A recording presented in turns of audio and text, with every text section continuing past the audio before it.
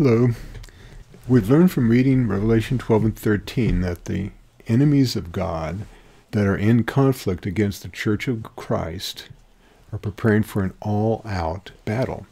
Will we be forced to worship the final beast, the eighth beast, or will we remain steadfast in our love and worship to Jesus?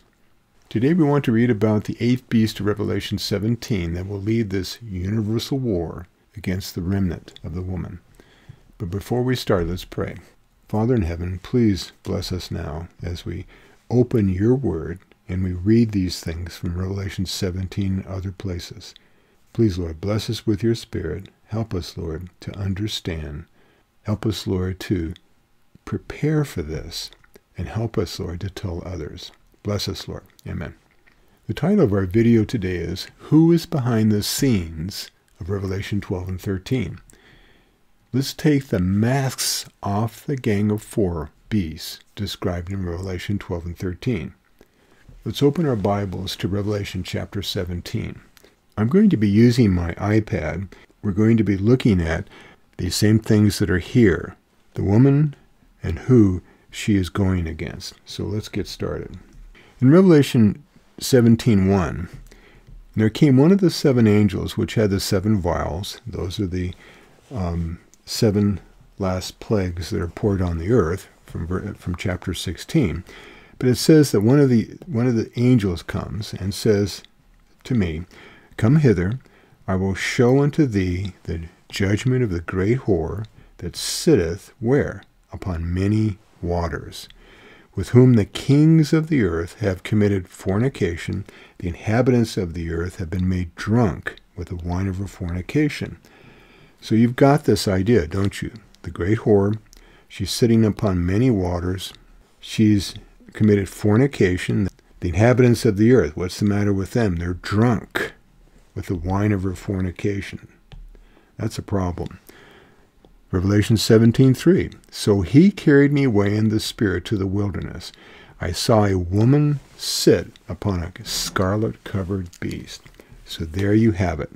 Revelation 17, a woman sitting on a scarlet-covered beast, full of names of blasphemy, having 7 heads and 10 horns. So this beast is blasphemous, saying things against God. He has 7 heads, 10 horns, and no crowns.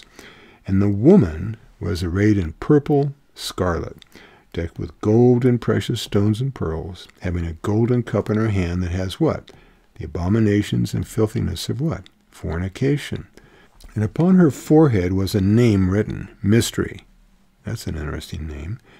Babylon the Great. And there you have it. She is Babylon, the mother of harlots and the abominations of the earth. That's bad stuff. And I saw the woman drunken with what? The blood of the saints and with the blood of the martyrs of Jesus. And when I saw her, I wondered with great admiration. Interesting description, isn't it? We're talking about Babylon. She's drunk with what? The blood of the saints, the blood of the martyrs. And then it says, when I saw her, John is saying, I wondered with great admiration. Let's go on. Verse 7. And the angel said unto me, Wherefore didst thou marvel? Why is your mouth open? John, he recognizes her. He's seen her before. Could she be the woman of chapter 12? Doesn't make sense, but it could be. I will tell thee the mystery of the woman and of the beast that carried her, which had the 7 heads and 10 horns. And then he says, I'm going to tell you about the beast that thou sawest was and is not and shall ascend out of the bottomless pit. He was not seen, shall ascend, and go into perdition, and they dwell on the earth shall wonder, whose names are not written in the book of life from the foundation of the world. And they behold the beast that was, is not, yet is. So let's do this phrase here. When you see a person day before yesterday, okay, you say, I saw him. Yesterday I didn't see him, but today I see him. That's what's being said. Was, is not, yet is. He was seen 2 days ago. I didn't see him yesterday, but I saw him today. All right, next one, the book of life. That's the book that Jesus is given in chapter 5 of Revelation. He goes up to God, takes the book, and he starts opening this book. What's it called? The Lamb's Book of Life. Your name has to be written there. That's what John was worried about. He started to cry because no one could open the book. And then when he found here this lamb that was slain, Jesus opens the book. He's going to say, my name's written there. But here it's saying their names are not written there. Is there a difference? Obviously. If your name is written there, God has his name on you. Verse 9. And here is the mind which had wisdom. So we need wisdom. The 7 heads are 7 mountains on which the woman sitteth. Sounds like a foundation. So there's 7 mountains. But then he tells us what it means. There are 7 kings, 1 king for each mountain. 5 are fallen, 1 is, and the other is not yet come. But when he cometh, he must continue how long? A short space. And the beast that was and is not, even he, is the 8th. How about that? And is of the 7, and goeth into perdition. So we want to find out who these 7 kings are, don't we? What are the 7 kings of Revelation chapter 7? We will find them in Daniel 7 and Revelation 12 and 13. When you go to Daniel 7, you'll find that we are told that there was a lion, a bear, a leopard, a dreadful and terrible beast, and then a little horn. When you line them up like this, okay, you can give them names: Babylon, Medo-Persia, Greece, pagan Rome, and papal Rome. So this is what we believe from our study. When you go to Revelation, which is here, you'll find in Revelation 12:3, there's the red dragon, there's the beast from the sea, the composite beast, then there's another beast that comes up that's a lamb-like beast, and then there's the image to the beast. So each one of these is there. We think that the red dragon is pagan Rome. We think the composite beast is papal Rome. We think the lamb-like beast is the United States and, of course, the New World Order. So when you put these lists side by side, this is what you come up with. Beast from Daniel 7, beast from Revelation 12 and 13. Here's 5 of them. You can count them. We've gone through that. From Revelation 12 and 13, there's 4 of them. But what's interesting is that these are the same. To put it a different way, with red and red. So what you can do with that is renumber them, come up with 5 here, and then you go to number 6, and then you go to number 7. So you actually have 7 beasts. Number 1, Medo-Persia, 3, Greece, pagan Rome is 4, papal Rome is 5, United States is number 6, and then number 7 is the New World Order. When you go to Revelation 17:10, it tells you there are 7 kings. We know who they are. 5 are fallen, 1 is, and the other is not yet come. So what does that look like? It looks like this. 1, 2, 3, 4, 5. They are fallen, right? All right. 1 is, and who is that? It's the United States of America. Does that blow your mind? But there's 1 that's coming still, 1 not yet come. It's the 7th. It's the image to the beast. What's interesting is that when you come to verse 11, it says, the beast that was and is not, even he is the 8th, and is of the 7, and goeth to perdition. So what does that look like? We already know who the 7 are. Who is number 8? So when we're looking at this, we should realize that the answer is in there someplace, shouldn't we? And what we're looking for are the 7 kings. So let's start here with the composite beast. Who is this beast, this composite beast? We think it's papal Rome because of the way he acts and what he does. So we think that's Catholicism. So if I put Catholicism next to the composite beast, then I can ask the next question. Who is this beast, the red dragon? Well, we think that the one that came before them is pagan Rome, and that seems to be according to history. Okay? So I believe that their particular religion was spiritualism. But what you need is the name, and there is the name. And there is the name for the composite beast. So who is this lamb-like beast? We think it's the United States of America. So what would we call it? Apostate Protestantism? Okay. Talking about a religion that may not be as strong as it used to be. The Composite Beast, Catholicism, spiritualism, it's right there. What's interesting is that we've spent the last 2 videos talking about what the red dragon wants to do. It wants to make war with this remnant of her seed. What does the Composite Beast want to do?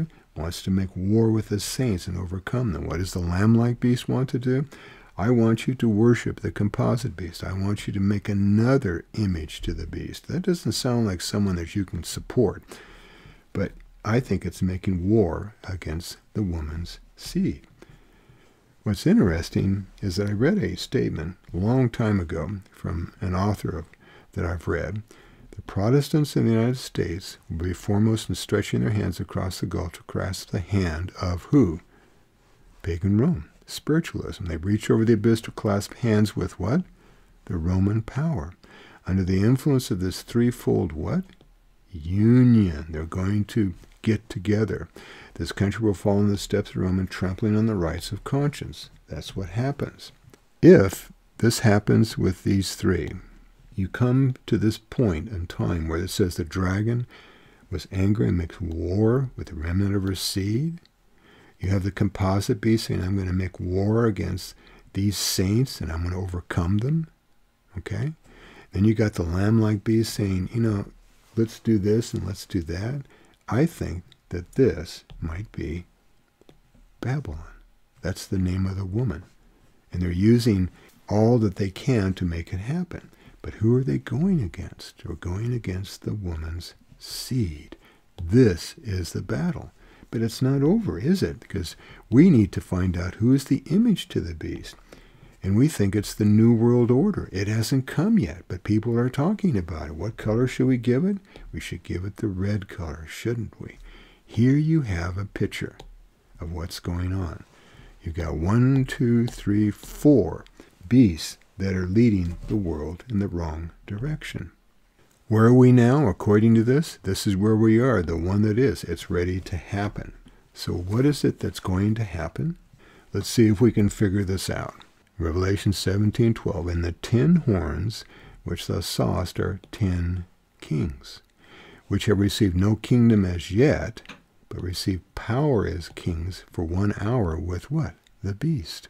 They're going to receive what? They need a crown to be a king, don't they? Or to have authority. These have one mind and shall give their power and strength to what? They're going to give all their power to what? The beast. What beast are they going to give it to? These shall make war with what? The Lamb. They that are with him are called and chosen and faithful. So is it really against the Lamb or is it against those who represent Jesus? That is what's going to happen. So these are ganging up to do what? As Babylon. This is going to carry this idea, and they're coming against the woman's seed. They're going to make war. Do you see that? So if these and this combined with the horns with crowns, they're going to bring in the 8th beast. And that's how it works out. Revelation 17:15. And he said unto me, the waters which thou sawest, where the whore sitteth, peoples, multitudes, nations, and tongues.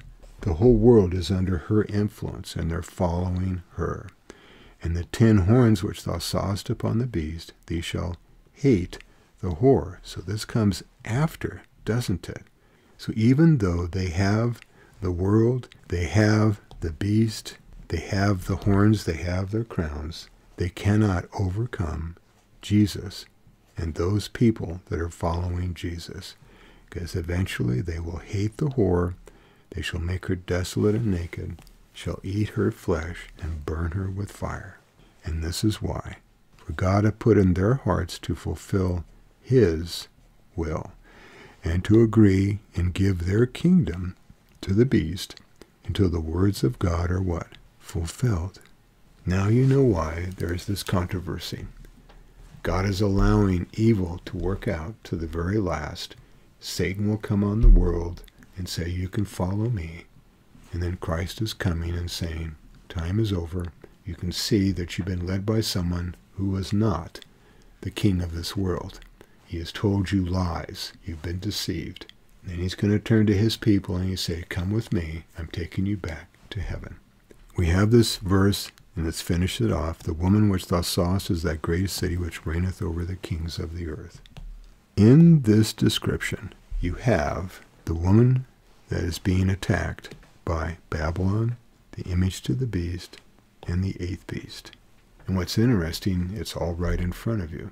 What we're going to be doing next, after you've seen this and to realize it comes to the time of the end, is that we want to know about this woman. And where you'll find that is in Revelation 11. I find it so interesting that all of 17 talks about these incredible beings that are going against the church. But in that verse it says, till the words of Christ are fulfilled. Then you'll understand that this guy is evil. He is Satan. He is the one that has led Adam and Eve and all the rest of us down the wrong path. Jesus died on the cross that said, if you look into me and believe in me, I will make you like Adam and Eve, and I'm going to take you to heaven. And that's where we're going to spend eternity. That's what we're looking for. But here in Revelation 12, 13, and 17, we're shown what's going to happen during the time of the end. It's going to be an incredible battle. So when you look at this diagram and you see the conflict between good and evil, you understand what's happening. Each person standing on this earth will have to come to a decision. Will I stand on the side of God, or will I choose to follow the Antichrist? And we want you to choose God, because there you will have life.